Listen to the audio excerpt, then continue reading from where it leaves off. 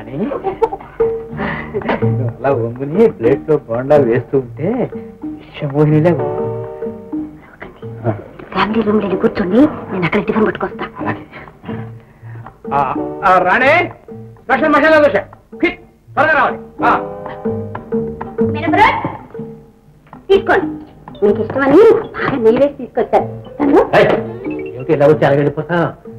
ఏమిటి ఏమిటి జాకెట్ ఏమిటి, పావడా ఏమిటి, బయట ఏమిటి, ఇదంతా ఏం చేయమంటారు? మంచి చీరలు కొని పెట్టమంటే మా అత్తయ్య కొని పెట్టదు. నేను అందంగా డ్రెస్ చేసుకుంటే ఇలాంటి వాళ్ళు ఎగరేసిపోతారని దాని భయం.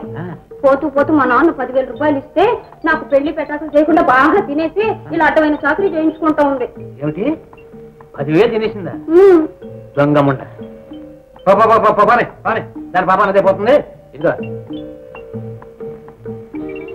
అలాగే కానీ నాకు రాత్రిలో వచ్చిన డబ్బంతా నీకే ఇచ్చేస్తాను. మీ మగాళ్ళంతా ఇంతే, అరచేతులు వైకుంఠం చూపిస్తారు. నేను అటుంటాను కాదు, ఏం కావాలో కొరకు ఇప్పుడే కొని పెడతాను. మరేమో నాకెన్నాళ్ల నుంచో జడగంటలు కొనుక్కోవాలని ఆశ. ఇంతేనా?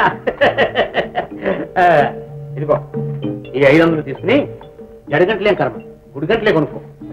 ఇదిగో రాణి, నువ్వు మనం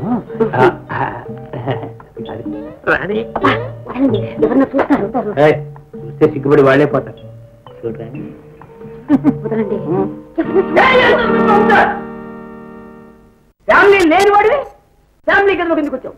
ఈ దయ్యంతో ఏం చేస్తున్నావు? తప్పురా, కళ్ళు పోతాయా? నీకు కాబోయే అమ్మరా? అమ్మ అమ్మా అంటే అయ్యో